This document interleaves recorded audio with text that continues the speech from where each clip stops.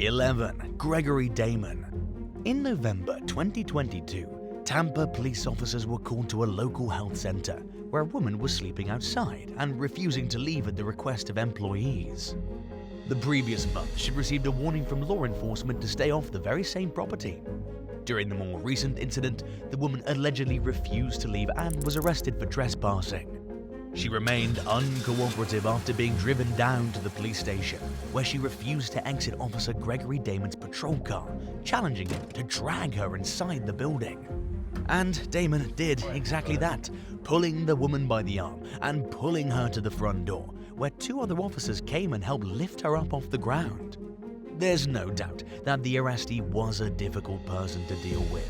And in addition to making it physically difficult to book her into custody, she could be heard spewing profanities and obscene language in body cam footage of the arrest. But as a member of law enforcement, Damon was expected to uphold a certain degree of professionalism, and he failed to do so by responding to the woman's rude remarks with derogatory and insulting comments of his own. Damon also broke a decade-long policy banning officers from dragging uncooperative suspects. The protocol, which was put in place following a similar incident in 2013, requires officers to request help from booking staff if they need to transport a suspect from one place to another and can't do it on their own without dragging the person. In those types of situations, officers are expected to lift the individual and place them into a restraint wheelchair so they can be rolled inside. Supervisors with the Hillsborough County Sheriff's Office reported Damon's conduct to his superiors at the Tampa Police Department after witnessing his behavior firsthand. An investigation was launched, and Damon was soon fired from his job. He allegedly failed to provide a justifiable reason for violating the agency's no-dragging policy, and by letting him go, the agency made it clear that his actions didn't reflect its values and ethics. 10. Anthony Rodriguez. During the summer of 2020, footage of a police officer punching a woman in the face at Miami-Dade International Airport went viral on social media. Shared by filmmaker Billy Corbin, the video showed 21-year-old Paris Anderson arguing loudly with Anthony Rodriguez, who was employed as a sergeant with the Miami-Dade Police Department at the time. During the heated conversation, Anderson stepped forward closer towards Rodriguez and Officer Ricardo Alvarez, who had accompanied Rodriguez to the scene. Anderson could be heard shouting right before Rodriguez decked her without warning. He and his colleague tackled Anderson to the floor, and she was booked on charges of battery on a police officer and disorderly conduct. According to an arrest report, Rodriguez and the other officer responded to a call about a woman who was behind the counter and threatening employees at American Airlines gate. An employee told Rodriguez that Anderson had arrived late for a flight to Chicago and accused the young woman of becoming aggressive when she was denied boarding. After being informed that the next available flight was scheduled for the following morning, Anderson allegedly tried to grab her boarding pass out of the employee's hand and became threatening. A supervisor banned the belligerent traveler from flying with the airline altogether, and Officer Rodriguez told Anderson to gather up her things so he and Alvarez could escort her to the unsecured side of the airport.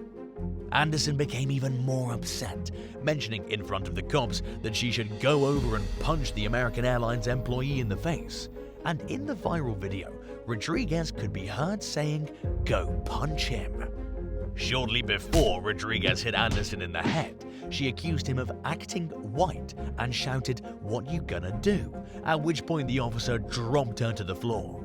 Rodriguez noted in the arrest report that Anderson had violated his personal space by bumping into him.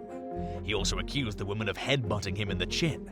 But nothing like that appeared to happen in the video, and based on the footage, many people didn't believe that Rodriguez was justified in his decision to deck Anderson in the face. After learning about the video, Miami-Dade Police Director Alfredo Ramirez announced that he'd begun the process of firing Rodriguez based on the findings of an internal investigation. Rodriguez was relieved of duty pending the outcome of the termination proceedings.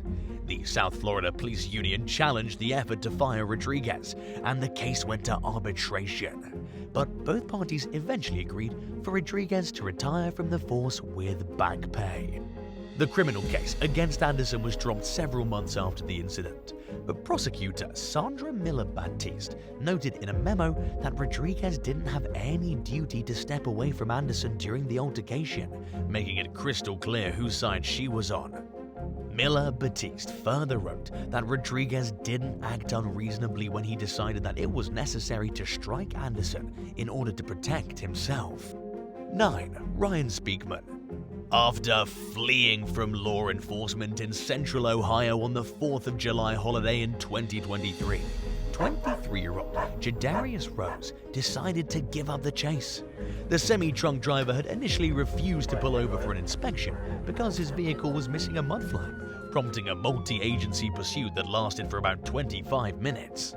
Rose stopped fleeing roughly 30 miles south of Columbus in the town of Circleville. He exited his truck, raised his hands into the air, and dropped to his knees to show that he was ready to surrender. But despite Rose's clear demonstration that he was willingly handing himself over, Circleville officer Ryan Speakman unleashed his canine surge on the truck driver. Bodycam footage showed Speakman sicking the dog on Rose, despite an Ohio State Highway Patrol trooper's order to keep the canine restrained. In the video, Rose could be heard screaming out in pain as the dog clamped his jaws down on the man's arm.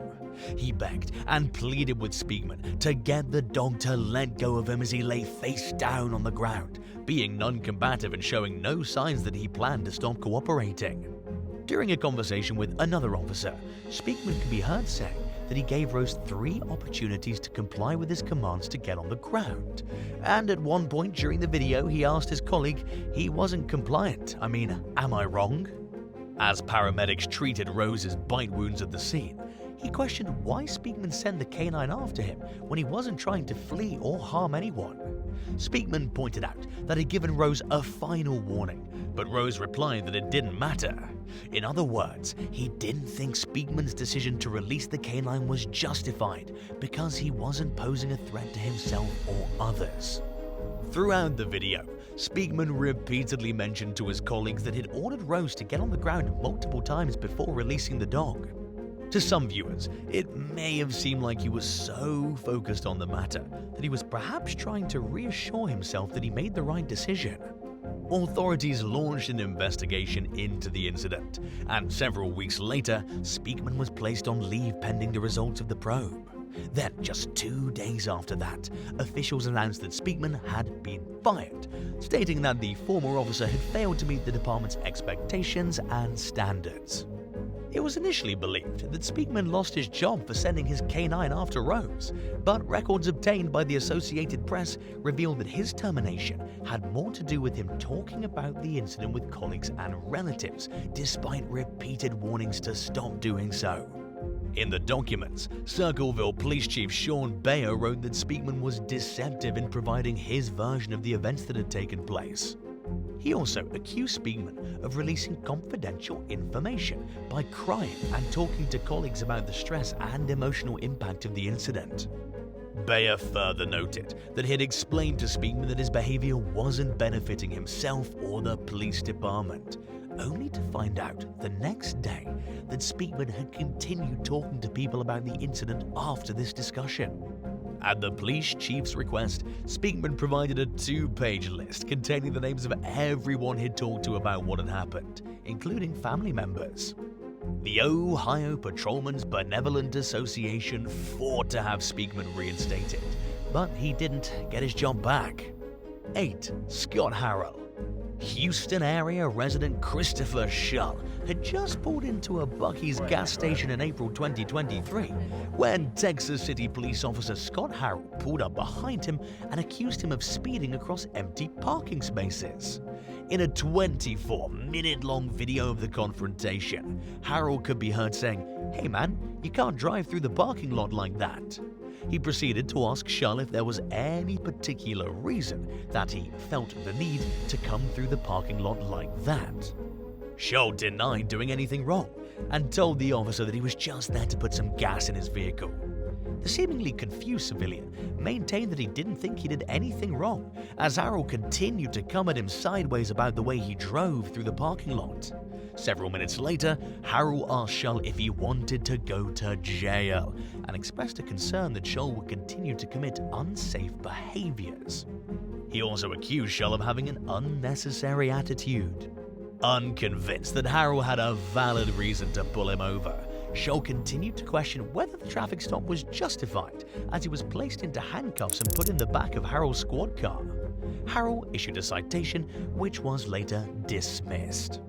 Several weeks after the unusual traffic stop, Shull obtained Harold's bodycam footage of the bizarre interaction and posted it on YouTube. The video quickly went viral, with the vast majority of commenters agreeing that Shull was wrongfully pulled over, or at the very least, mistreated by Harold. The footage very clearly contradicted Harold's claims in his report of the incident that he detained Shull for being uncooperative. At one point in the video, Harold accused Shull of forcing his hand and making him feel obligated to see the situation through to its conclusion. He then commented on how he knew Shull would go to the police station and complain about him if he let the driver go, which only made the officer look infinitely worse to the tens of thousands of people who watched the footage. Harold remained on the police force for several months, but he lost his job in September, shortly after Landis Cravens was sworn in as the new police chief. It was Craven's first official act as chief, and he wasted no time terminating the former officer to show the community that unprofessional behavior wouldn't be tolerated among the city's police force. In a statement, Cravens explained that he made the decision to fire Harold after conducting a thorough review and concluding that the ex-comp's behavior didn't reflect the police department's values. 7. Jeffrey Robart. Former Tacoma, Washington police officer Jeffrey Robart spent more than 25 years on the force and was a senior member of the department when his career came crashing down in early 2022. According to records obtained by the News Tribune, the veteran cop accidentally left his body cam rolling in his patrol car during a meeting with his mistress. During what would end up being his last shift, Robillard finished up his duties at the scene of an accident, turned his body camera off, and made 2 phone calls to his mistress. The woman met up with the philandering cop, and she noticed that after entering his car, his body cam was recording. Robillard disabled the camera, but by then it was too late. Enough of his interactions with his secret side dish had been captured for anyone who watched the video to understand the nature of what was going on. And the department has a policy against officers deleting footage without permission, so it was only a matter of time before Robillard's superiors would see the video. Instead of waiting to get caught, Robillard came clean to internal affairs investigators, and he admitted that a similar incident had occurred in his cruiser about a week earlier. Records showed that it also called his mistress at least 37 times over a 3-month period while on duty, and he had a handful of emails from the woman in his work inbox. It also deleted roughly a year's worth of correspondence, which was never recovered. Robillard's decision to own up to his wrongdoings did little, if anything, to mitigate the consequences he faced for his adulterous on-the-job activities, especially because the Internal Affairs Department left no stone unturned. Investigators spoke with the mistress, who said she didn't even have Robillard's personal phone number. She revealed that the pair communicated secretly because Robillard's wife had caught them talking and had banned him from contacting her. The mistress also admitted to emailing Robillard's work account, even though he'd told her not to do so because his correspondence went on the public record. In a memo, Assistant Police Chief Ed Wade made it clear that Robillard had damaged his credibility beyond repair and that he could no longer be trusted. In addition to carrying out his infidelity while on the clock, the car meetings with his mistress allegedly occurred in broad daylight, putting the entire agency's reputation at risk. Wade described the disgraced ex-comp's behavior as an embarrassment to every member of the department and recommended that Robillard be fired. Acting on Wade's suggestion, Police Chief Avery Moore terminated the longtime officer. In the report, he admonished Robillard for using his police department's cell phone and email address to coordinate his affair. Moore also noted that he didn't think Robillard would have taken responsibility for his actions if he hadn't got caught. 6. Gene Ormond and John Brooks. A white police chief and one of the officers working under him prove that racism is, unfortunately, alive and well in small-town America, after a disturbing conversation between the men was captured on Bodycam footage in June of 2020. The video surfaced out of Hamilton, Georgia, where local police chief Gene Ormond and Officer John Brooks casually exchanged their views about certain race-related topics outside the police station while chatting and smoking cigarettes. According to NBC News, the men initially discussed a recent police-involved shooting of a black man. Seemingly unaware that the officer's body camera was recording, both individuals could be heard using a derogatory racial term and making inappropriate remarks comparing two black state officials, one of whom they both said they would hook up with. The commentary became even more disturbing when the discussion turned to the topic of slavery. Brooks allegedly mentioned that he believed he may have had ancestors who were slave owners, which caused Ormond to laugh. Ormond then launched into a diatribe about how he understood that some slaves were mistreated, but that it seemed like many were provided for pretty well, and that all they had to do was work. And just when it seemed like the commentary couldn't get any worse, Ormond went on to imply that this forced labor system had somehow instilled a sense of entitlement and an expectation for handouts among black Americans. I shouldn't have to explain to you that this inaccurate and prejudiced mindset shouldn't be allowed among any police force anywhere, and thankfully, public officials agreed. The video was discovered by a city employee after members of the police department thought their body cameras had stopped working. In reality, the devices were just full. But just in case the cameras contained anything important, the employee watched the footage before deleting anything. After stumbling upon the conversation between Ormond and Brooks, the staffer turned the footage over to Ransom Farley, who happened to be serving at the time as the city's first black mayor. He was reportedly so upset by the video that he only managed to watch part of it before stepping out of the room to cool off. The footage was released to the public, and Ormond and Brooks were essentially given the choice to either quit or be fired. They both resigned, but Brooks was considered fired after he failed to pick up his personal belongings. According to NBC, Brooks tried apologizing to Farley, but the damage was done. Local mayor's assistant Buddy Walker told the news outlet that the video was captured shortly before a Black Lives Matter rally where Ormond and Brooks were supposed to work. He said that it was fairly obvious that the two former cops weren't in a particular rush to get to the protest and ensure the safety of the demonstrators. Both men refused to comment to the media and have kept extremely low profiles ever since the world caught a glimpse of their true personalities. 5. Baron Cooper. While working as a Dallas police officer in early 2022, Baron Cooper attempted to pull over a speeding pickup truck, but instead of cooperating, the driver put the pedal to the metal, reaching speeds of over 100 miles per hour as he fled from the pursuing officer. The chase eventually ended when the truck crashed into an underpass. Cooper exited his vehicle and approached the truck with his pistol drawn. He tapped his gun against the driver's side window and shouted at the young man behind the wheel to unlock the door. Cooper ordered the seemingly terrified motorist to the ground at gunpoint, then held his gun to the man's head and yelled that he would die if he didn't obey the officer's command to put his hands behind his back. The suspect, who was just a teenager at the time, obeyed Cooper's orders while politely saying, "Yes, sir, I don't want to die." But although the young man did everything he was told, Cooper continued to act extremely aggressively. The chaotic series of events was captured on Cooper's body camera, but the footage went unnoticed by his superiors until sometime in 2023, when a supervisor watched it during a routine audit of the agency's body cam recordings. An internal investigation was launched, and it was also soon discovered that Cooper's patrol car had sustained front-end damage from smashing into the suspect's truck. Cooper allegedly moved the car away from the truck before backup arrived at the scene, then blamed the suspect for the damage to his car while talking to another officer. He also failed to notify a supervisor of the on-duty accident. Dallas Police Chief Eddie Garcia told local station WFAA that Cooper's behavior didn't meet the department's standards for interacting with suspects.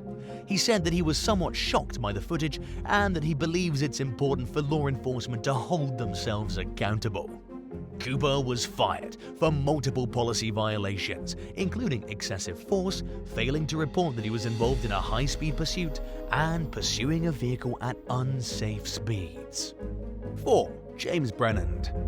25-year-old rookie police officer James Brennan's career with the San Antonio Police Department ended in October 2022, after just 7 months on the force. His termination came just days after a high-speed pursuit ended in an officer-involved shooting. The ordeal began when Brennan spotted a suspected stolen vehicle in a McDonald's parking lot that he believed had fled from the police the previous night. He approached the car, opened the door, and ordered the teenage driver behind the wheel to exit the vehicle. The seemingly confused young man, later identified as Eric Cantu, placed his hands on the steering wheel and asked why he was being ordered out of his car. Brennan offered no explanation and instead fired 5 shots into the vehicle as the terrified teen tried reversing out of his parking spot. The officer fired multiple more shots into the back of the car as Cantu threw the vehicle into drive and exited the parking lot. Cantu spent weeks on life support, with injuries to his stomach, diaphragm, lungs, liver, and arms. Even after his release from the hospital, he faced a lengthy road to recovery, and he still has a bullet lodged near his heart because doctors decided it would be too risky to try removing it. An internal review of the incident found numerous inconsistencies between Brennan's version of what happened and what his body cam footage showed. He allegedly failed to identify himself as a police officer as he approached Cantu's car, and he was never struck by the vehicle as he claimed. Only portions of the footage were released to the public, but Cantu and his family were able to watch the entire video. During a press conference, the young man's father said that he could hear his son crying out that he had been shot. The elder Cantu said that there was no humanity in Brennan's voice when he replied, "Yes, you have, because I shot you." Eric's mother, Victoria Caceres, described her son's cries for his mother as the most difficult part of the video for her to watch. Speaking with News 4 San Antonio, Police Chief William McManus said that there was nothing he could say to defend Brennan's actions during the traffic stop. He further clarified that there may have been some contact between Brennan and Cantu, but that it didn't justify the officer's decision to open fire on the teen. Brennan was fired following the internal investigation, and he was also criminally charged with 2 counts of attempted murder and 2 counts of aggravated assault by a public servant. In the end, though, several charges against Cantu were dropped. And more than a year later, the case remains unresolved. Prosecutors have filed court motions to prevent any more body cam footage from being released to the media for the time being, and Brennan remains free on a $200,000 bond pending the outcome of the case. 3. William White. In early 2023, an inmate at the Ross County, Ohio jail became agitated while he and other prisoners were being moved to new cells. Security footage showed the man, Ronnie Dale Pettiford Jr., turning his head and saying something to Major William White as the inmates were being led through a stairwell.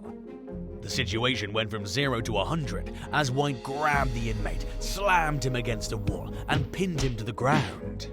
Both surveillance and body cameras captured footage of the jail administrator repeatedly kicking Pettiford as he lay crumpled on the floor. The injured man could be heard yelling that he couldn't breathe as White sat on top of him. He desperately apologized to the surrounding officers, but instead of extending any compassion or sympathy, White remained on top of Pettiford as he asked, "Did I talk to you sideways?" The injured prisoner was treated at a nearby hospital with 2 cracked ribs. And shortly after the incident, the disturbing footage of what happened appeared in the news and made the rounds on social media, leaving many people curious about what caused White to react so violently to Pettiford. Regardless of what led up to the violence, though, it seemed evident that Pettiford wasn't physically threatening White. Authorities remained tight-lipped on the circumstances surrounding the attack, but confirmed that White had been terminated from his job due to his conduct. In a statement, Sheriff George Lavender said that the fine administrator's actions had fallen below the agency's standards for protecting the health and well-being of jail inmates and staff. He further stated that misconduct by staff members wouldn't be tolerated regardless of their rank, and that the investigation had been turned over to the State Bureau of Criminal Investigation. 2. Walter Pacheco. Just 5 months after he began working as a police officer for the city of Eagle Grove, Iowa in 2021, Walter Pacheco was fired due to his alleged misconduct while performing crowd control at a bar. According to records, Pacheco was assigned to patrol the venue for a few hours, and during that time, a crowd of at least 200 people gathered at the establishment, eventually getting out of hand. A lot of people were getting drunk, and tensions began to rise between the cop and several attendees. Per the Eagle Grove Police Department's protocol, Pacheco was required to keep his body cam on at all times while interacting with the public. But he turned his camera off several times throughout the evening, later claiming that he chose to do so because there was nothing going on that was worth recording.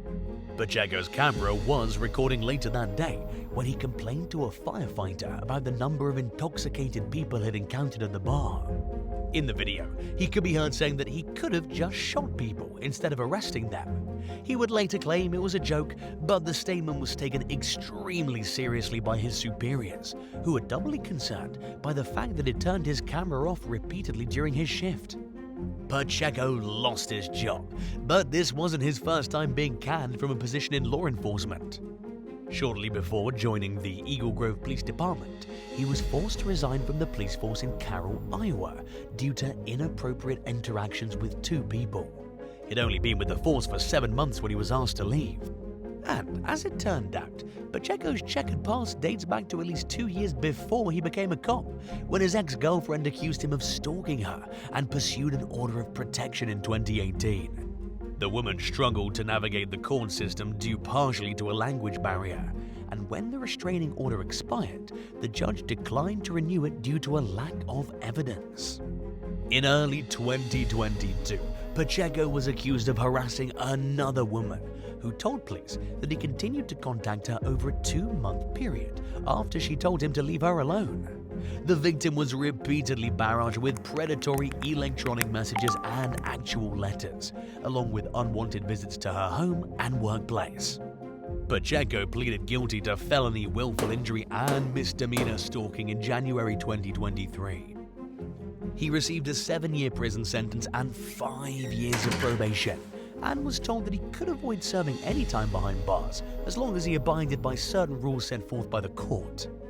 The judge ordered him to wear an ankle monitor and to undergo substance abuse and mental health evaluations, but by the time Pacheco's sentencing date rolled around, he was already facing more charges for allegedly continuing to harass the victim. The disgraced ex-cop and accused serial stalker's most recent arrest came in November 2023. He now faces the possibility of having his suspended jail sentence activated, and he could end up serving more time if convicted of any of the multiple felony charges he's facing.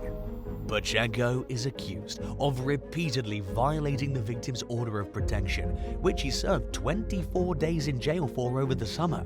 One can only hope that the judge overseeing the case does what's necessary to free the victim from Pacheco's seemingly endless campaign of torment. And now for number 1. But if you want to hear more bizarre and crazy stories, stay tuned after the video for some more content. 1. Jonathan Moreno. Pair of brothers from South Carolina named Ricky and Travis Price unexpectedly landed at the center of news headlines in June of 2021 due to a violent encounter with police outside a gas station in Rock Hill. According to the Rock Hill Police Department, officers pulled Ricky Price over during a surveillance operation after seeing him make an illegal turn and an unlawful lane change. Due to the nature of previous encounters with Travis, whom police later described as a known drug dealer in the area, the officers summoned a K-9 unit to the scene to search his car for drugs. According to court documents, police recovered a handgun, crack cocaine, marijuana, and $750 in cash from inside the vehicle. In the meantime, Travis arrived at the scene with the intention of retrieving Ricky's property, since he was most likely going to jail. But when Travis tried to collect the belongings, police told him to stay back. He allegedly became confrontational, and as the situation grew increasingly tense, an onlooker pulled out her phone and hit the record button. Authorities would later claim that both brothers were combative toward the cops, leading to an all-out brawl on the pavement. Bystander footage showed multiple officers throwing fists and pinning the men to the ground, as the woman filming the ordeal screamed in horror at what seemed to her like a blatantly excessive use of force. By the time the situation had calmed down, there was blood all over the gas station parking lot. The police department initially stood by the actions of its officers, claiming that at least one of the Price brothers had tried escaping custody. But many people who saw the video agreed with the woman who recorded it, believing that the cops, who appeared to be overwhelmingly white, were needlessly abusive toward the suspects, who happened to be black. Protests erupted in the streets as civilians demanded answers and justice. As the case fell under increased public scrutiny, the Rock Hill Police Department launched a more thorough investigation of the incident. After reviewing footage from bystanders, surveillance cameras, and police body cams, investigators concluded that one of the responding officers, Jonathan Moreno, had acted as the aggressor toward Travis Price. The various videos showed Moreno grabbing Travis, shoving him against a propane tank, and pinning him to the ground. Criminal charges against Travis were dropped, and Moreno was both fired from his job and arrested on suspicion of battery. Moreno was acquitted of the criminal charges, but his termination from the police department remained in place. In November 2023, the city of Rock Hill agreed to pay a $500,000 settlement to Travis, who sued after the original version of the story put forth by law enforcement damaged his reputation. It's common sense nowadays to know that if you act out in public, someone's bound to capture it on camera. Yet at the same time, public meltdowns seem to be more popular than ever right now. 10. The killing of Sarah Everard. 33-year-old Sarah Everard was murdered by a Met police officer. His name is Wayne Couzens. He kidnapped her as she was walking home from her friend's house in the city of London. The judge who oversaw the proceedings called the case devastating, tragic, and wholly brutal. The family of Sarah said that the only relief they have now is knowing that the murdering cop will die at some point in jail. Wayne has been described as a coward. His crimes are a gross betrayal of everything that the police are supposed to stand for, and even his friends and family called him grotesque. Here are the disturbing details of what happened. It was March 3, 2021. Sarah Everard was approached by Metropolitan Police Officer Wayne Couzens and arrested for allegedly breaching COVID-19 regulations. It was a bogus arrest, and once Wayne had her in his squad car, that was the end of it. He drove her to the middle of nowhere, violated her body, and then strangled her to death. He then disposed of Sarah's corpse in a nearby pond. In today's world, cops don't just get away with this sort of thing. Wayne was arrested less than a week later, and he has yet to be let out of prison. He's been given an entire life sentence for the murder, meaning he's not allowed out of prison until he's dead. 9. Planting drugs. In Florida, a police officer has been sentenced to 12 years in prison for planting drugs. And not just once, but on 3 separate occasions. His name is Zachary Wester, 28 years old. In May of 2021, he was brought up on 19 charges surrounding 3 different incidents in Jackson County. These incidents took place between 2016 and 2018. While the investigation was ongoing, Wester had already been fired. In the end, he was convicted for planting drugs on Teresa Odom, Joshua Emanuel, and Stephen Van. He was even busted in his own Bodycam footage. The footage showed him carrying a small baggie to the victims' vehicles and then stashing it inside so that he could make an arrest. Wow, not only is that insane, illegal, and wrong, it's also lazy.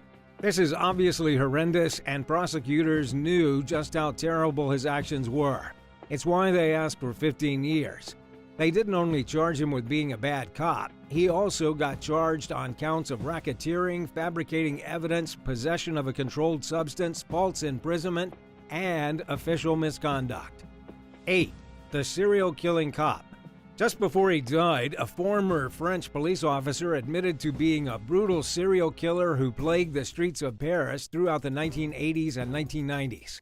His name is François Verrove, and he died by an overdose on drugs just after the police called him in to submit a DNA sample. He knew the jig was up at this point and figured he would just end it himself before his name got dragged through the mud. In a note that he left before taking the drugs, he admitted that he was the famous serial killer known locally as Le Grêlé, pock-marked killer in English. The police had been hunting him for 35 years with no success. From 1986 to 1997, he murdered girls and women throughout the Paris area, at least 4. One of his victims was only 11, while his oldest was a 38-year-old man. Sadly for the families of the victims, they'll never know the true extent of his crimes because he died before the police could ever question him. Officers are 100% sure it was him, since they took DNA from his corpse and matched it to several different crime scenes.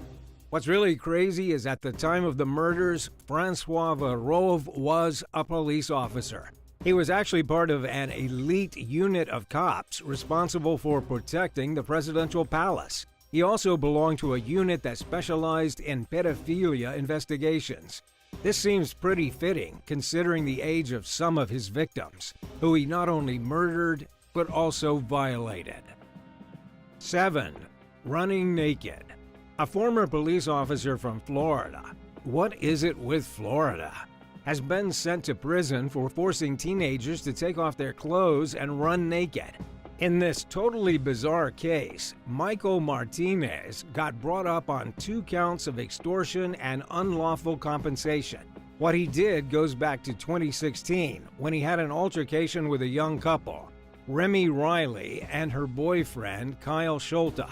They were only 18 years old when Michael pulled Kyle over for a routine traffic stop in the Florida Everglades. When Michael discovered alcohol and marijuana in the car, he offered the couple a very strange choice. They could either be arrested or follow him down a dark and secluded road. Instead of getting arrested, the teenagers agreed to do what the officer told them. He took them down a dirt road, made them take off their clothes, and then run naked for no apparent reason. He didn't even make them run anywhere. He just mentally tortured them, having them run in circles in front of him completely naked. And then, when the teenagers thought the worst of it was over, Michael solicited a very inappropriate favor from the 18-year-old Remy Riley. He forced her boyfriend to watch the entire thing. It took 3 years for them to get their justice, but Michael Martinez has finally been sentenced to 10 years in state prison. Plus, he'll never be a cop again. 6. Robocop. Robocop isn't quite ready for the world just yet. In Huntington Park, California, a woman tried desperately to get help from a police robot patrolling the area. But when she tried to report a fight that had just broken out in a parking lot near downtown Los Angeles, she was told to go away. The Good Samaritan was Kogo Guevara, who ran to the police robot and pushed its emergency alert button. She kept pushing the button trying to report the crime, and the robot just kept telling her to go away. She was eventually forced to pull out her phone and dial 911 herself. The police finally arrived after about 15 minutes, and by then the fight was over and there was a woman on the ground bleeding from a deep wound. Even as the police showed up and the injured woman was taken away in the ambulance, the robot didn't seem to care at all. It was just cruising around, humming a tune better suited to an intergalactic sitcom. So what's the deal with this robot? Its official name is HP Robocop, and it patrols the park for the Huntington Park Police Department. It can't really stop crime, but it does tell people to keep the park clean. It's also supposed to be a direct link to the police, though in this case, it was a complete failure. How do you feel about robots patrolling our parks? Do you think real Robocops are just around the corner, or do you despise the idea altogether? Let us know your thoughts in the comments below, and if you're liking this video, be sure to hit the thumbs up and subscribe buttons if you haven't already. 5. The California Killer. Joseph James DeAngelo was a police officer in California back in the 70s and 80s. Other than being a cop, he was also a serial killer and a burglar. He killed at least 13 people, committed 120 burglaries, and sexually assaulted at least 50 women, and all between 1974 and 1986 in California. He was actually behind 3 devastating crime sprees, which at the time the press believed were committed by 3 different people.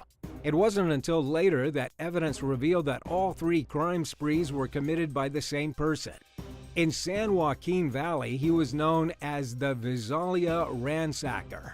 In the Sacramento area, people called him the East Area Rapist, but it would be the crimes he committed in Santa Barbara, Orange, and Ventura County that earned him the nickname Night Stalker. While all these women were being killed, the police were desperately trying to find out who was responsible. Joseph's position as a cop helped him to evade the authorities. It wasn't until 2001 that DNA testing linked all his crimes together. Then, in 2016, the FBI renewed a nationwide effort to capture the guy, even offering a $50,000 reward. It took just 2 years for them to track down DeAngelo and charge him with 8 counts of first-degree murder. At the time, he was already 72 and pretty much got away with a lifetime of killing. So what little life Joseph James DeAngelo has left is being whittled away in jail. He's currently 76 and will never see the light of day again. 4. 263 years. Daniel Holtzclaw has gotten 263 years in jail for a string of terrifying crimes that he committed over a period of about 6 months. If you haven't heard of Daniel Holtzclaw before, get ready to be sick. He was convicted on 18 out of 36 counts of first-degree rape, and these were only the counts that were brought up in court, and not even all of his crimes. Some of the names of his charges are actually too brutal to say out loud on the internet. Here's what this horrible cop did. He would select his victims based on their social status, criminal history, and record of prostitution.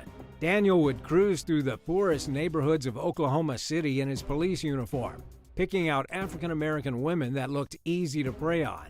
Once he had his eyes set on the victim, he would then do the worst things imaginable to them. During the court proceedings, the testimonies of 13 victims were heard. It was enough for the jury to give Daniel 263 years in jail. Not only did he target women as young as 17, but he even targeted grandmothers around the age of 60. He went on a mad spree of terror, and thankfully enough women came forward with their stories to the police that he was eventually caught. 3. Killing the neighbor. A policewoman accidentally walked into her neighbor's house and shot him dead. It was a bizarre case, which resulted in Amber Geiger being sentenced to spend 10 years in jail. The incident happened back in 2018, when somehow Amber mistook her neighbor's apartment for her own. When she walked into the apartment following a 13-hour workday, she was terrified to find an African-American man sitting on the sofa and eating a bowl of ice cream. She was confused because the door had been unlocked. Exhausted after a long shift and not thinking properly, she assumed that she was being burglarized and that 26-year-old Botham Jean had broken into her house. She pulled out her gun and shot him until dead. During the court proceedings, prosecutors argued that Amber shot to kill instead of retreating out of the house, calling for backup, or doing anything a cop is supposed to do. She also didn't only go to the wrong apartment, she went to the completely wrong floor of the building. I know we've all been tired from work before, but it's hard to imagine being so exhausted that you go to the wrong floor of the building, to the wrong door, and then walk into the wrong apartment and shoot someone. For her gross negligence, accidental break-in, and quickness to kill, Amber was charged with murder, given 10 years in jail, but could be out on parole in 5. 2. Frisky with a minor. Shauna Bishop was once a deputy officer with the Sacramento County Sheriff's Office. But in 2019, Bishop found herself under arrest and having to register as a sex offender for getting busy with a kid. How old was the kid? He was only 16 at the time, while Shauna Bishop was 46 years old. That is a massive age discrepancy of 30 years. And to make matters even worse in this situation, the kid was the son of her ex-boyfriend. It wasn't enough to just have her ex, she also had to go after his son. The boy's father dated Shauna after he separated from his wife. His wife and Shauna also happened to be friends. When the father went to his ex-wife to say that he was uncomfortable with the way Shauna was behaving around their child, she simply shrugged it off. She even invited Shauna Bishop over to their house to have dinner and spend the night. But when the mother fell asleep, Shauna went up to the young boy's room and did stuff with him. She didn't get caught for 2 weeks until the boy told his sister what had happened, who then told her mother, who then told the police. This became a huge scandal for Bishop, who first went on administrative leave and then resigned from the force. In June of 2019, she was arrested and given 1 year jail time, 5 years probation, 180 hours community service, and is now a registered sex offender. 1. Beer and cigarettes. They do things a little differently in Arkansas. A police officer from Parkin was caught driving inmates to the local convenience store so that they could purchase beer and cigarettes. It was Officer Darrell Crowder who was guilty of this strange offense. He went to the Cross County Detention Center to pick up a pair of inmates and bring them to court.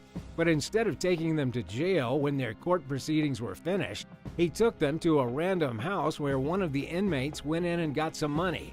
Then he drove both inmates to a gas station, let them go inside while they were still handcuffed so they could purchase huge amounts of alcohol and cigarettes. There's no debating what the officer did. Footage of the inmates in the store was saved on the gas station surveillance footage. Once the men got back in the police cruiser, they drove to the jail drinking beer, smoking cigarettes, and throwing their empty beer cans out of the window. It's hard to say what's worse, the blatant littering by the police officer or the fact that he helped smuggle tobacco and booze into a prison. These guys only got caught once the inmates were found with the tobacco during a routine search. So, that being said, what's the most regrettable thing you've ever said or done in front of an audience of strangers? Let us know in the comments down below. And if you enjoyed this video, be sure to leave a like and subscribe to the channel. Thank you so much for watching, and we'll see you in the next one. Bye.